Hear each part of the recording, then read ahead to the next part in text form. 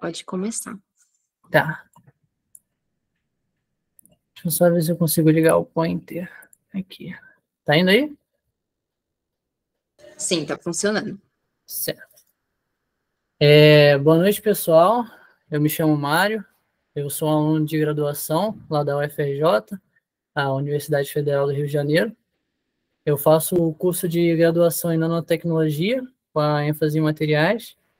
E hoje eu vou tentar apresentar para vocês o desenvolvimento de embalagens biodegradáveis com nanopartículas de argila. Bom, eu sei que é uma pergunta meio boba, mas eu queria começar por aqui. Para que servem as embalagens alimentícias? Que é as que eu vou falar especificamente. Bom, a embalagem ela é um recipiente utilizado para armazenar, proteger, transportar e promover os produtos, desempenhando um papel essencial na preservação e na comunicação de informações. A gente está sempre se deparando com embalagens no dia a dia, apesar de a gente não perceber muito. Como, por exemplo, eu que vou beber uma aguinha aqui.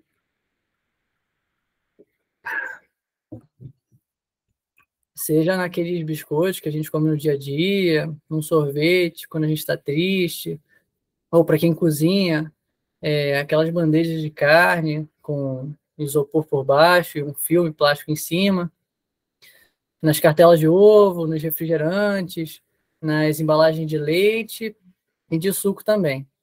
Uma coisa que eu queria que vocês percebessem aqui é um ponto em comum entre elas. É que muitas delas são feitas de plástico. E por que plástico? Por que ele é tão importante, então?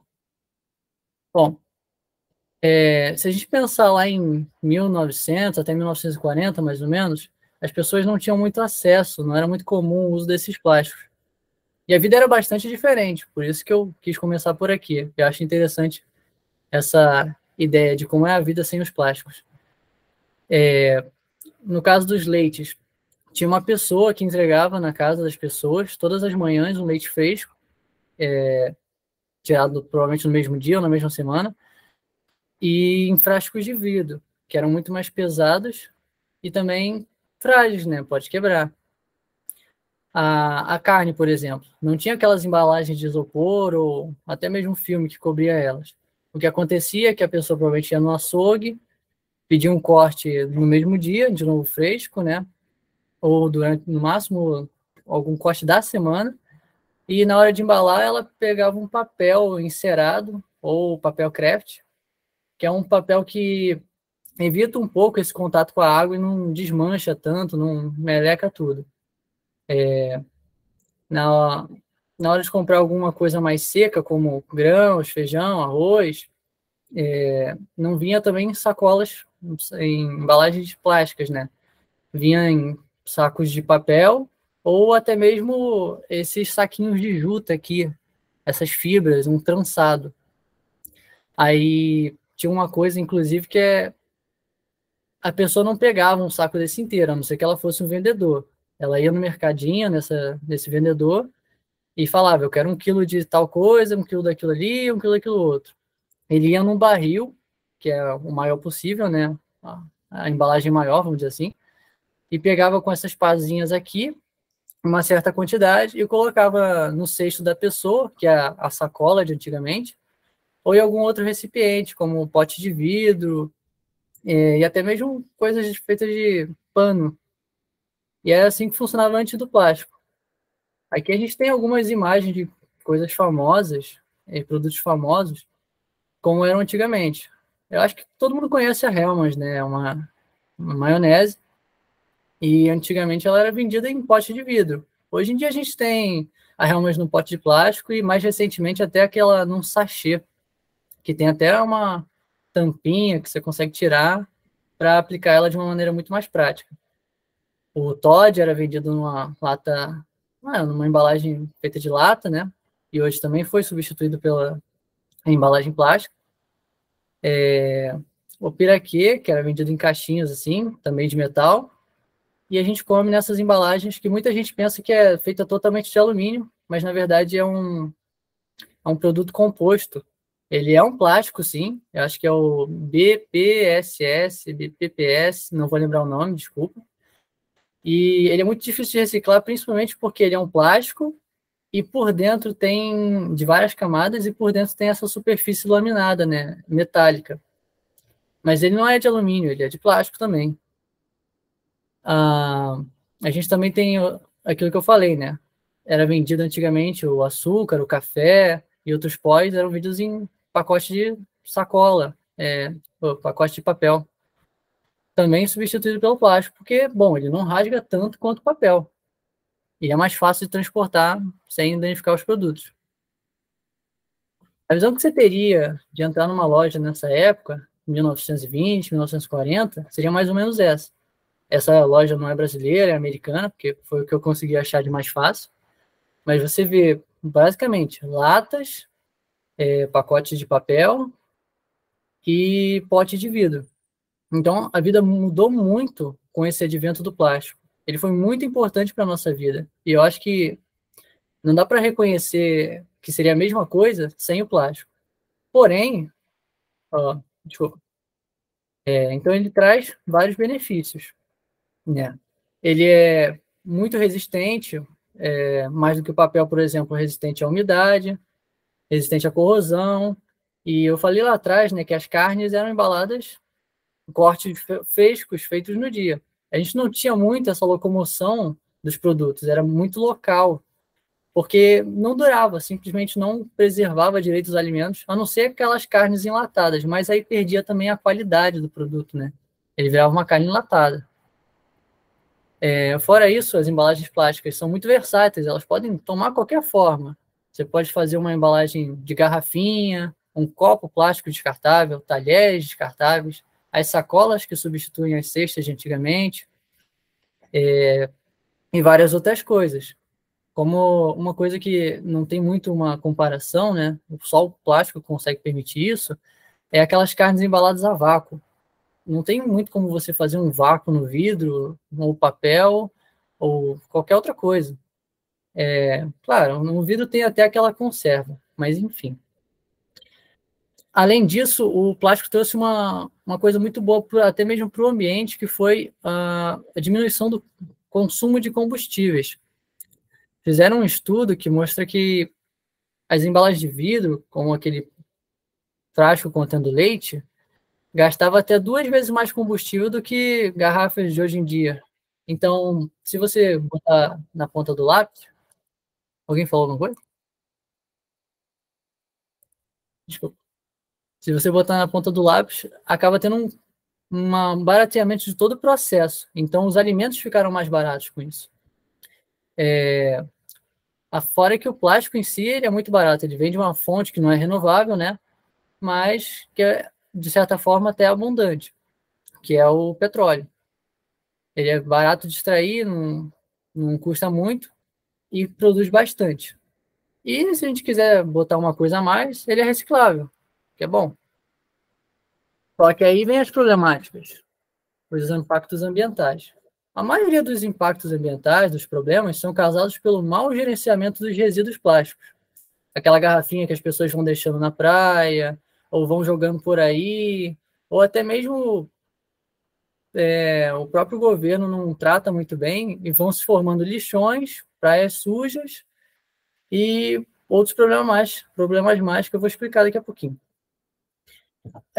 Um outro problema do plástico, que não é exatamente um problema ambiental, mas é um problema nosso, é a escassez dos recursos naturais não renováveis. Eu falei que é bastante abundante o petróleo, mas ele vai acabar em algum momento, todo mundo sabe disso. E ele não é renovável. Não tem como a gente produzir mais petróleo. Então, o que acontece é que a gente tem que procurar alguma coisa, alguma solução que vai permitir a nossa duração como espécie por mais tempo, a nossa sustentabilidade. E se a gente não resolver isso logo, como eu falei, tem alguns problemas realmente graves que são esses aqui, por exemplo. Um tópico recente que são os microplásticos. Quando você coloca eles num ambiente, principalmente marítimo, muito abrasivo, eles demoram muito tempo para se degradar e vão só diminuindo o tamanho, diminuindo até ficar do tamanho micrométrico. E não tem estudo conclusivo ainda, com certeza absoluta, dos efeitos que esses microplásticos podem causar não tem uma dimensão exata do que eles podem causar na nossa saúde. Os peixes comem, eles morrem, e a gente come o peixe, então pode ser que em algum momento a gente também vá sofrer alguma consequência. Não tem nenhum estudo ainda feito sobre isso, mas é uma preocupação atual. Outra coisa, por exemplo, são as ilhas de lixo, que é um fenômeno, quando você deixa aquela garrafinha na água, ela tem duas opções. Ou ela volta para a praia, e, bom, fica aquela praia suja, ou ela segue a correnteza até locais onde ela se concentra, né, esses lixos, esses resíduos, se concentram e formam, então, essas ilhas de lixo. A gente pode ver nesse kart, por exemplo, que uma ilha do Pacífico, uma ilha de lixo do Pacífico, tem quase 3 vezes o tamanho da França. Então, é meio assustador você pensar que tem uma ilha de lixo formada pela ação do homem do tamanho de quase 3 vezes um país. Fora que isso afeta mais de 700 espécies e mata 100 mil animais marinhos por ano. Mas, voltando o nosso olhar mais para nós, né, como seres humanos, como espécie, a gente vê que a maior constituição dessas ilhas é os microplásticos. E a gente não tem noção de como é que isso vai funcionar, como é que vai... a dimensão exata de como vai afetar os seres humanos. Um dado também que eu queria apresentar é o da ONU. A ONU falou, verificou, né, que de todo o plástico produzido, eu falei que era reciclável, mas só 9% já foi reciclado. A maioria, principalmente nos Estados Unidos, é incinerada ou colocada em aterros, que não resolvem muita coisa, só deixam ali acumulando, de maneira mais ou menos segura. E o restante vai parar no mar, nos lixões que trazem doenças. Então, assim, não dá para deixar isso lá, porque, como eu posso mostrar aqui, um dado, uma sacola plástica, por exemplo, demora 20 anos para se decompor, um copozinho de isopor, 50 anos, os canudos das tartarugas, né, que ficou famoso um tempo atrás, 200 anos, uma garrafinha PET, mais de 100 anos, 450, e por aí vai. Então, como discutir as soluções para esse problema? Eu queria primeiro falar o que é um plástico em si. Ele tem outro nome, né? A gente chama de polímero. Da junção de duas palavras gregas, se não me engano. O monômero, o poly, que significa várias partes, o poly, várias, e o mero, que são partes. O polímero, ele é formado da repetição desse monômero aqui. E por isso que o nome dos plásticos, como PP, PET, PS, PVC, tem esse P na frente, porque é sempre policloreto de alguma coisa, poliestireno, polietileno de teraftalato, que é o PET. É sempre uma repetição, um poli de algum mero, de algum monômero. E são todos derivados, esses aqui, assim, retirados do petróleo, né? São todos derivados da nafta. Aí eles fazem a reação, não vou explicar em detalhes, mas esses monômeros têm geralmente uma ligação dupla.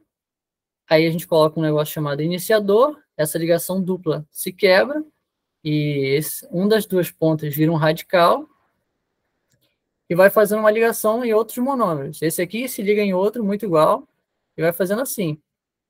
E é esse o problema principal dos plásticos não serem degradáveis tão facilmente. Essas ligações CH são muito fortes, então é muito difícil de quebrar elas. E é por isso que eles duram tanto no ambiente, ficando só pequenos do tamanho de microplásticos. Soluções ambientais que a gente pode ter, então, para resolver esse problema. A gente não quer ficar sem plástico, porque, bom, eu mostrei para vocês, ele é muito prático. Eu posso fazer muitas coisas com ele, principalmente alimentícias. Acho que eu esqueci de falar, mas dos lixos plásticos produzidos no mundo, 60% de todo o plástico produzido no mundo, na verdade, é usado para embalagens alimentícias. Então, assim, todo mundo come. E mais da metade dos plásticos é usado para preservar a comida. Então, a gente não quer que ele suma. A gente quer que fique lá, mas que a gente consiga lidar com ele de alguma outra forma. Então, como fazer para solucionar esse problema? A primeira opção é reduzir aqueles plásticos de uso descartável. copos descartáveis, canudos, talheres descartáveis, as sacolas plásticas, esse tipo de coisa que a gente não tem muito controle, o canudo principalmente, porque ele sai voando, vai parar na água, e aí dá aquele problema todo das tartarugas. Uma coisa que a gente pode fazer, mais o governo, na verdade, né, são incentivos e políticas públicas, como, por exemplo, diminuir o preço daquelas indústrias que produzem material que é sustentável, que é biodegradável, ou que, por exemplo, é feito de uma fonte renovável, que é reciclável, e, em contrapartida, taxar mais aquelas empresas que não estão ligando muito para o meio ambiente, que só estão pensando no lucro a curto prazo. A reciclagem, né, não dispensa explicações. Outra coisa que a gente pode fazer é limpar e remover o plástico do meio ambiente, mas é uma coisa assim que tem que ser todas essas soluções juntas, porque não adianta nada eu limpar o ambiente se logo depois vão jogar mais coisa nele. Não vai resolver o problema, só deixar a gente cansado. E muito importante, como eu falei, 60% do plástico jogado assim ao léu é descartável, mas é consumido pelo público, consumido por nós mesmos, não é por indústria ou coisa assim, que geralmente é outros problemas ambientais.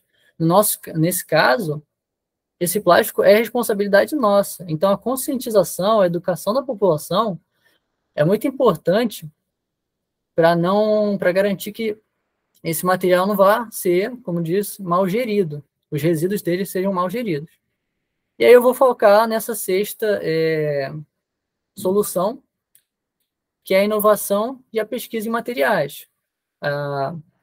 Eu sou da ênfase em materiais, então a gente tenta desenvolver novos materiais mais sustentáveis, biodegradáveis, que permitam, então, a gente continuar usando a praticidade do nosso dia a dia, mas sem os problemas que vão vir logo, logo ou mais para frente na nossa vida, por conta da mau gerenciamento desses recursos. Bom, o que são embalagens biodegradáveis, então? Acho que faltou colocar aqui, como eu disse, o plástico ele é um monte de ligações CH, né? Desculpa, carbono-carbono. E é muito difícil de quebrar. Para você transformar um plástico em um plástico biodegradável, geralmente você coloca um átomozinho de oxigênio no meio dessa cadeia de carbono, e aí ele permite que as bactérias, né, embalagens biodegradáveis, são recipientes ou envoltórios que têm a capacidade de se decompor naturalmente no ambiente por meio da ação de micro-organismos, sem deixar resíduos nocivos. Então, esses micro-organismos vão utilizar esses átomos de oxigênio, que é o que faltou eu colocar aqui, para poder conseguir quebrar essas grandes cadeias de polímero e consumir ele produzindo principalmente água, gás carbônico e biomassa. Mesmo que eu faça um produto biodegradável, eu também tenho que cuidar desse lixo biodegradável. Se ele se perder no ambiente, ok, ele se degrada, é bom, mas a gente também tem que lembrar de coisas como efeito estufa e essa biomassa que tem que ir para algum lugar.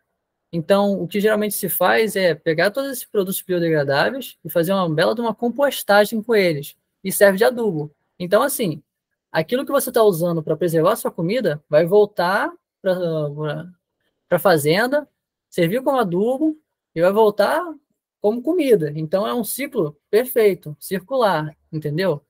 É essa sustentabilidade que a gente tem procurado. Aqui tem algumas imagens, como no dia 1 de uma embalagem biodegradável, até o dia 80, que ela basicamente some.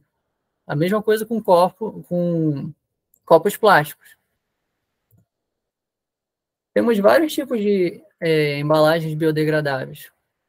Vários plásticos, né, vários polímeros. O poliácido lático, o PLA, a policaprolactona, amidos termoplásticos. Eu acho interessante falar que vários deles são produzidos por bactérias. Lembra que eu falei que um polímero é feito de monômero? Você pega uma bactéria, dá uma coisinha para ela comer, vamos dizer assim, né? E ela produz o monômero aqui para a gente. E a gente, então, pega esse monômero e utiliza nas reações para poder polimerizar, né? Juntar todos eles e fazer o plástico. Então, É uma coisa bem legal você usar bactérias para produzir plástico. É uma fonte renovável e até um pouco, na minha opinião, né, um pouco interessante. Eu nunca esperaria que bactérias fossem produzir plástico. Também temos plásticos biodegradáveis, mas plásticos naturais, como, por exemplo, a celulose, né, madeira, que a gente tem como pegar bagaços de cana, bagaço de laranja e outras coisas do tipo, e produzir um plástico que seja de uma origem natural e principalmente um resíduo, né, que a gente possa reutilizar.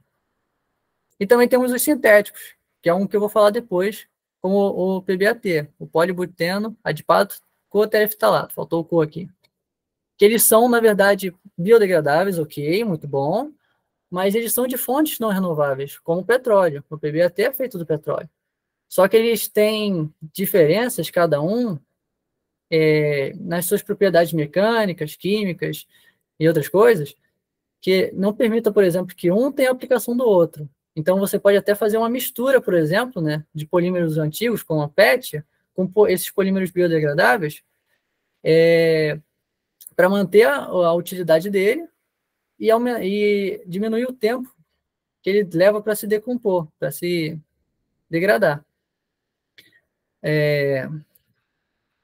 Aqui tem um exemplo das embalagens biodegradáveis, o PBAT, o PLA, e a policaprolactona, que além de biodegradável, ela é biocompatível, o que significa que você pode usar no corpo, o que eu acho muito bacana, usado em linha de sutura. Também tem outros polímeros que são presentes na nossa vida que a gente nem imagina. Para quem já foi no dentista, e eu estou de aparelho aqui, ele cola esses brackets com uma resina, que é um tipo de polímero que é fotocurável, a gente chama, que polimeriza por meio de luz. Então, ele faz a reação por meio daquela luz UV. Mas então, por que a gente não vê, então, esses polímeros biodegradáveis no nosso dia a dia? Eles têm um custo mais elevado, principalmente porque o processo de produção deles é mais complicado, eles são mais molengas no geral. Eles são biodegradáveis, isso é bom, ok, mas eles são mais degradáveis também. Então, se você não cuidar direito, o material vai se degradando sozinho. Então, torna tudo muito mais caro. Fora isso, a demanda. Lembra dos incentivos públicos? Como não tem tanto quanto a gente gostaria de ver, acaba que fica faltando essa demanda, então as empresas não tendem a mudar muito. E isso torna tudo muito mais caro, não tem aquele barateamento por escala que fala. Fora a falta de estrutura e pesquisa, né, e desenvolvimento, que é o que a gente quer fazer hoje, que eu vou falar para vocês, acaba sendo um pouco caro também, e leva tempo para tornar as coisas úteis e realmente aplicáveis. Então, é isso que limita um pouco a aplicação desses produtos. E como eu posso fazer, então, para melhorar a aplicação? A gente barateia esses produtos biodegradáveis. Eu já falei dos incentivos das empresas, né, para aumentar a demanda, as legislações, a conscientização do público, que fomenta a demanda. Se vocês quiserem, a gente, como público, consumir mais produtos biodegradáveis, acaba aumentando a demanda da empresa, das indústrias por esses materiais. Mas o que eu vou focar de novo é no desenvolvimento dos novos materiais. Acho que cheguei na parte boa, vamos dizer assim. A gente pode, então, utilizar materiais renováveis, como plantar a cana e utilizar a celulose dela, ou aqui o bagaço da cana, né? O bagaço da laranja que eu tinha falado. Melhorar os processos de produção, ou esses dois que, para mim, foram os mais importantes no meu projeto, que é aproveitamento de resíduos, acabei confundindo, esses resíduos agroindustriais, e a pesquisa em nanotecnologia. Então, vou explicar para quem não sabe o que é nanotecnologia. Ela é um campo da ciência e da engenharia que se concentra na manipulação de materiais em escala nanométrica. Um nanômetro é mais ou menos 1 bilionésimo do metro. Ele é, se eu não me engano, 100 vezes ou 1000 vezes, agora eu perdi a informação, 1000 vezes menor do que o diâmetro do seu fio de cabelo. Então, você pode imaginar que é algo muito, muito pequeno. E para um material ser considerado um nanomaterial, ele precisa apresentar melhorias nas suas propriedades ou propriedades diferentes que só são observadas nessa nanoescala, que a gente representa como 10 a menos 9 metros. Aqui eu botei alguns produtos da nanotecnologia que eu acho muito interessante, como o spray de nanopartículas super hidrofóbicas, que esse cara aqui não botou esse spray, enquanto esse daqui você consegue observar que ele passou um spray com essas nanopartículas. E elas têm um efeito de estrutura que eu não vou conseguir ter tempo de explicar agora, mas que elas afastam a água e não deixam você se molhar. Isso é muito útil, tanto para não se molhar com lama, como essa pessoa aqui, mas, por exemplo, para diminuir o consumo de combustíveis na hora que você tem o transporte de cargueiros pela água. Você pode aplicar esse spray ou tintas superhidrofóbicas com nanopartículas para o cargueiro deslizar pela água, gastando menos combustível. Os efeitos que eu falei, por exemplo, são visíveis nas nanopartículas de ouro. Isso aqui tudo é tudo ouro normal. Só que ele está em um tamanho tão pequeno que os elétrons na sua camada eletrônica interagem de uma forma com a luz que ele muda a cor que a gente vê o ouro. Aqui, por exemplo, seriam nanopartículas de ouro de 5, 10, 20 nanômetros e por assim diante. Isso tem a aplicabilidade principalmente... uma das aplicabilidades que a gente vê é nos testes de gravidez.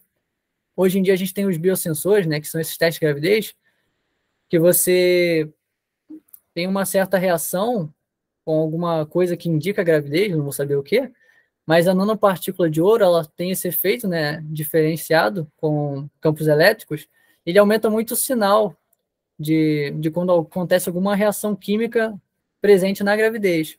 Então, ele aumenta muito a certeza, e consegue até hoje em dia prever quantas semanas tem de gravidez. E uma aplicação muito, muito importante, por exemplo, da nanotecnologia, é na Pfizer.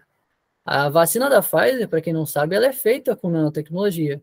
Ela é feita de uma nanopartícula lipídica, contendo dentro um RNA do vírus. A gente recebe esse RNA do vírus e consegue ter uma certa resistência na hora de andar no meio da rua, basicamente. As nanopartículas aí, elas têm um efeito nessa vacina da Pfizer, principalmente de direcionamento. Garante que você não vai ter um efeito colateral, porque ela como pode ver aqui, toda engenhada, né, a nanopartícula lipídica, para só ter aquele efeito que é desejado. Ainda estou com tempo aqui? E agora sim eu chego nas nanopartículas de argila e o seu uso nessas embalagens. A argila, a gente pode ver ela molhada, fica assim, meio resistente, né, meio grossa, ou em pó, que é muito comum. Tem vários e vários tipos de argila. Argila branca, vermelha, preta, marrom, amarela. E se a gente der um zoom naquela escala nano que eu falei para vocês, que é do tamanho de algumas interações atômicas, a gente consegue ver que a argila, ela é mais ou menos assim. Ela é feita de um monte de ligações de silício, alumínio, oxigênio e com os cátions entre elas. Isso forma o que a gente chama de lamelas. São quase folhas, elas ficam empilhadas e juntas por esses cátions. Essas íons com cargas positivas, né? Como, por exemplo, o sódio. Isso. E o que a gente faz, então, para utilizar essas nanopartículas, que só vão ser nanopartículas de verdade, quando a gente modificar elas? A gente pega essas lamelas aqui, como se fossem folhas, com os cátions que estão meio que grudando elas, e coloca o que a gente chama de sal de amônio quaternário, que é nada mais que um cátion super potente, que vai substituir esse cara aqui, porque ele é muito mais atraente, e ele tem uma longa cadeia carbônica. Isso faz com que as lamelas elas se afastem uma das outras e permitam com que a gente trabalhe nisso para aumentar as propriedades das nossas embalagens. Acontece mais ou menos isso. Tem aqui os cátions, a gente insere o sal e elas ficam mais separadas. Aqui ele mostra que é 4 angstroms de tamanho e vai para 15 a 25. Aumenta bastante. Se você lembrar os polímeros e juntar as duas coisas, o polímero, então, se você tiver alguma carga, colocar alguma coisa que vai atrair o polímero para dentro, entre essas lamelas, nesses sais de amônio, ele vai se enfiar ali no meio e pode ocorrer três coisas. Ou ela não consegue, não tem essa interação, e aí a gente tem uma fase separada, ou seja, não tem a formação de nenhuma coisa diferente, não tem uma nanopartícula de fato, como a gente falou, tem só uma mistura e até piora as qualidades do polímero. A gente pode ter essa interação mais intercalada, mas o que a gente quer mesmo é quando as lamelas são totalmente separadas. E a gente tem, então, as nanopartículas, essas lamelas, são nanopartículas porque elas estão em dimensão 2D, só tem duas dimensões na nanoescala, que são o comprimento, a espessura, principalmente, né? E, se não me engano, o comprimento, elas são pequenininhas, essa distância daqui para cá, e elas garantem algumas propriedades nas embalagens que podem tornar elas mais, as embalagens biodegradáveis, que podem tornar elas mais competitivas com as embalagens convencionais e aumentar a aplicabilidade delas. Principalmente, aumenta a resistência mecânica, porque isso aqui é como se fosse um colete à prova de balas, vamos dizer assim. Você tem uma parte mais suave, né, maciazinha, que é o polímero, e aí você começa a colocar umas coisas meio duras, meio resistentes aqui, mas que não alteram muito a fluidez do material. Então ele continua parecendo a mesma coisa, e como é tão pequenininho, acaba nem mudando a translucidez, ele continua transparente e tudo mais, não muda o peso, nem nada assim, mas ele fica mais resistente. E se você imaginar, por exemplo, vapores saindo da embalagem, ou vapores querendo entrar, como oxigênio para oxidar o alimento, ou como CO2, umidade, qualquer outra coisa assim, essas paredinhas de argila nanométricas vão dificultar muito o caminho dos gases. Então, a gente confere uma propriedade de barreira contra gases e umidades. Fora isso, a agitação térmica, ela é uma agitação, né? Se você colocar essas nanopartículas, as embalagens ficam mais resistentes, geralmente, não é sempre, mais resistentes a mudanças de temperatura. O que é muito bom, porque a gente não quer que um dia quente derreta a nossa embalagem. E o fato de a gente empregar essas nanopartículas acaba diminuindo o custo do próprio material, porque diminui o uso dele, né? A gente tira uma certa concentração desse material principal, o polímero, e bota um pouco de argila, que é uma coisa barata e totalmente tranquila, amigável. Fora outras coisas que eu não vou chegar a explicar, mas tem como fazer um controle de liberação de substâncias ativas. Você consegue funcionalizar essas nanopartículas para fazer com que elas liberem, por exemplo, pigmentação quando o alimento está próximo de vencer, aí ele fica meio escuro, coisa do tipo, para mostrar que você não deve comer. Ou outras coisas, como, não sei, tem várias ideias. Saborizantes que só podem ser adicionados na hora. Aí vai da engenhosidade do ser humano. E isso acaba por aumentar, então, a vida útil dos alimentos e torna ela mais competitiva. Vou falar, então, sobre o que eu fiz. O meu projeto ainda está meio no começo, mas dá para falar algumas coisas. A gente juntou aquelas duas ideias, né? Usar um material que é vamos dizer assim, um lixo, um resíduo agroindustrial, que é renovável, dá para a gente fazer várias vezes e não tem um valor muito aplicável, e as nanopartículas de argila, com o polibutileno adipato coterestalato, o PBAT. A gente usou essa fruta, principalmente brasileira, mas também tem outros países da América do Sul, que é o cumbaru, o cumaru ou coco-feijão, tem vários nomes. E ela é principalmente encontrada no Mato Grosso. Aí um amigo de lá trouxe pra gente, e eu vou explicar mais ou menos o que a gente fez. Isso aqui, se você imaginar, ela tem mais ou menos 5 centímetros assim, e parece uma manga, só que uma manga meio estranha, porque a manga geralmente ela é muito carnuda e tem um caroço no meio. Na verdade, aqui é o contrário. Essa parte marrom escura aqui é o caroço, e tem um restinho de nada de carne aqui que você consegue comer. Aí as pessoas conseguem quebrar isso com um martelo, qualquer outra ferramenta dura, e tirar uma amêndoa de lá de dentro que elas usam para substituir o amendoim, principalmente. Eu nunca comi, queria ter a oportunidade, mas já tinham comido tudo. O que a gente faz é tirar essa parte mais orgânica, né? Depois que é comida e tudo mais, lava ela, limpa bem e pega esse caroço aqui, que é meio lenhoso. Ele parece um caroço de ameixa. É meio duro, meio... parece uma madeira mesmo. E a ideia, então, era juntar isso com um polímero biodegradável para quê?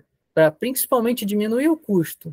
Mas se pudesse aumentar alguma propriedade dele, deixar mais resistente, alguma coisa do tipo, seria bom também. Mas a ideia principal era diminuir o custo, porque o PBAT, né, como a gente viu, ele é um polímero sintético e o processo dele torna as coisas muito caras. Então a gente tenta colocar alguma coisa mais barata para facilitar a implementação dele no mercado. E as nanopartículas entraram ali para melhorar, de fato, alguma propriedade que a gente possa falar, não, isso aqui tudo juntando é melhor do que o PET, uma garrafa plástica, um filme de PVC que a gente usa para embalar carnes e coisas do tipo. Bom, a ideia é mais ou menos assim.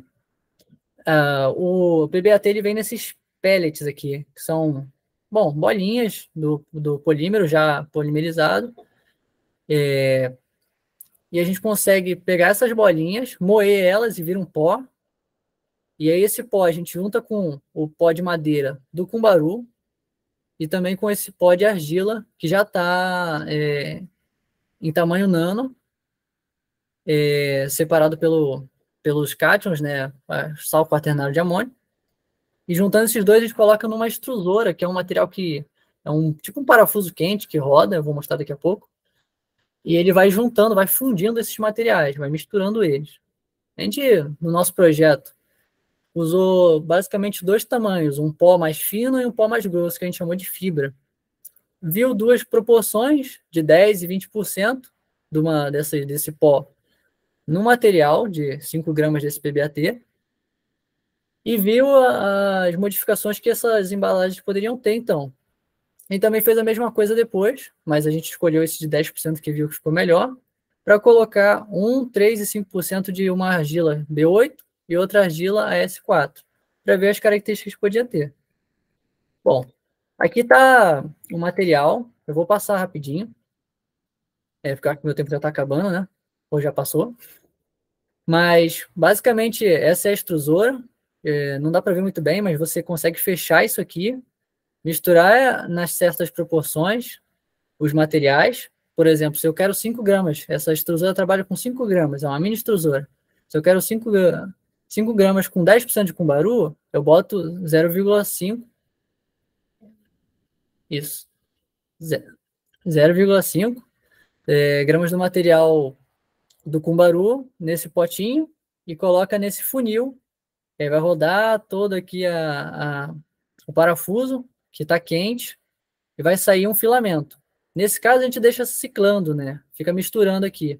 O material vem por cima, fica misturando no parafuso, ele sai por aqui, volta, aí volta para o parafuso e fica nesse ciclo quanto a gente quiser. A gente deixa uns 10 minutos, mais ou menos. E aqui tem tipo uma portinhola que eu consigo girar de maneira que fecha a passagem para cá e abre para cá. E a gente tem uma tira que a gente consegue trabalhar com isso depois. Essa parte não é tão demorada, ela é rápida, você consegue fazer, eu acho que eu fiz o quê? 18 amostras por aí, mas leva um dia, mais ou menos, para fazer tudo. O problema é os métodos de análise, são muitos e muitos mesmo. Eu não vou nem falar de todos, eu vou só colocar os nomes para caso seja interessante para vocês, como o DSC, o TGA, o DRX, a atividade de água. São vários testes que a gente consegue fazer para ver a interação do material, o antes e o depois, né, com coisas externas. Deixa eu ver se tem aqui. Por exemplo, o DRX, ele mede a cristalinidade do material. Você aplica um raio-x no material e por meio de fenômenos da luz com a matéria, a gente consegue saber como é que os átomos estão organizados no material. a gente consegue ver, por exemplo, que o PBAT normal, ele não tem um certo pico aqui. O cumbaru também não, aquela fruta, né? Mas, quando você coloca um pouquinho já de argila, você vê que tem o surgimento de 2 picos aqui no começo. E esses picos a gente consegue ver no gráfico da argila, tanto a S4 quanto a B8. Então, a gente consegue ver que o material está lá, ele foi implementado, e quando isso aqui, esses picos vão ficando mais finos, a gente diz que a cristalinidade aumentou. Não é bom que o material seja 100% cristalino. Um material 100% cristalino é quebradiço, como um vidro. Mas quando você tem um polímero, algo mais flexível, e a cristalinidade dele aumenta um pouco, geralmente ele fica mais resistente. E para muitos casos, isso é bom, porque o material fica mais resistente. Aqui também tem uma outra análise que é a de TGA, que é uma análise termogravimétrica. Ele basicamente analisa a perda de peso do material com o aumento da temperatura. E eu não sei se dá para dar um zoom aqui, não sei se dá para ver direito, talvez tenha ficado pequeno, mas o PBAT normal, o verde, que é o polímero, né? Ele começa a degradar um pouco depois dos outros, mas por quê? Porque todos eles já estão com o cumbaru. E o cumbaru é um tipo de madeira, e madeira pega fogo mais rápido, vamos dizer assim. Então, você começa a degradação muito mais rápido. Mas, por conta da argila, você vê que o verde está aqui embaixo. Quer dizer que ele degradou, já finalizou muito mais rápido a degradação dele. Esse é o ponto de início, esse é o ponto de finalização. Ele já terminou, enquanto os outros materiais, principalmente os que têm mais concentração de argila, não degradaram tudo ainda, porque ainda falta degradar essa argila. Eles têm uma certa resistência nesse caso, mas é mais por conta da argila em si. Aqui também, ó, a linha preta mais escura é a maior concentração. São coisas que a gente vai tentando ver para ver se valeu a pena, se teve alguma melhora ou não. Eu gosto muito desse caso aqui porque ele é mais amostrável, né? Que é a análise de ângulo de contato. Se eu quiser ver a interação da água com a minha embalagem, por exemplo, eu posso fazer esse teste, onde eu pingo uma gota de água na superfície e vejo o ângulo que ela faz com essa superfície. Isso dá uma ideia da interação, do quanto ela é hidrofóbica. A gente quer que seja o mais hidrofóbica o possível, porque quando a água interage com o material, pode ser que ele se degrade ali, porque ele é biodegradável. Então, acaba fazendo com que o produto possa degradar a própria embalagem, o que não é bom. Fora perder, secar, né? Aquela carne que você deixa destampada, vai secando ali, vai ficando com uma qualidade horrível. Então, esse ângulo, ó, quando você tem uma coisa mais hidrofóbica, a água tenta se afastar da superfície. Enquanto em superfícies mais hidrofílicas, o ângulo é menor, ela fica mais esparramada. E a gente viu, esse aqui é um resultado daquele primeiro teste com as fibras e com o pó, que apesar da celulose do cumbaru ser uma coisa hidrofílica, né, ela tem várias ramificações OH, ela aumentou a hidrofobicidade do material, o que foi bom para a gente. E também diminuiu a atividade de água. E a atividade de água é o quê? É uma análise onde a gente vê a água disponível no material, tanto para micro-organismos ou coisa do tipo. Ou seja, quanto menos água disponível no material, claro, sem também danificar as propriedades dele, menos água disponível para os micro-organismos e mais seguro é a nossa embalagem. E a gente vê que diminuiu bastante, apesar dele ser hidrofílico, o que é bem curioso. Então, essa é a conclusão que a gente tirou nesses primeiros testes. Ainda falta fazer muita coisa. Por exemplo, tem um ensaio de tração, que você vê o quão resistente essa embalagem vai ser a puxões e coisas do tipo. A gente não conseguiu fazer porque o equipamento estava quebrado. Então, tem que esperar.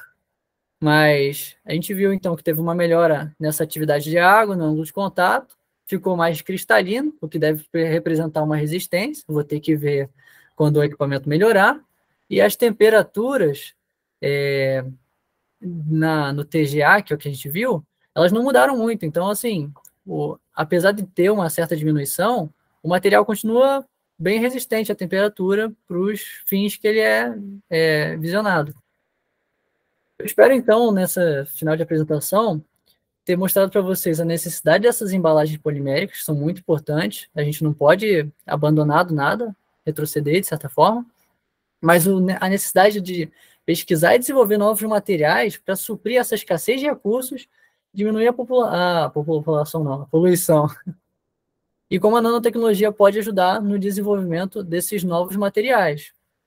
E, além disso, algumas ferramentas de análise que a gente usa no laboratório. Queria tentar rapidamente, porque é muito difícil passar alguma coisa prática, né? É isso. Muito obrigado.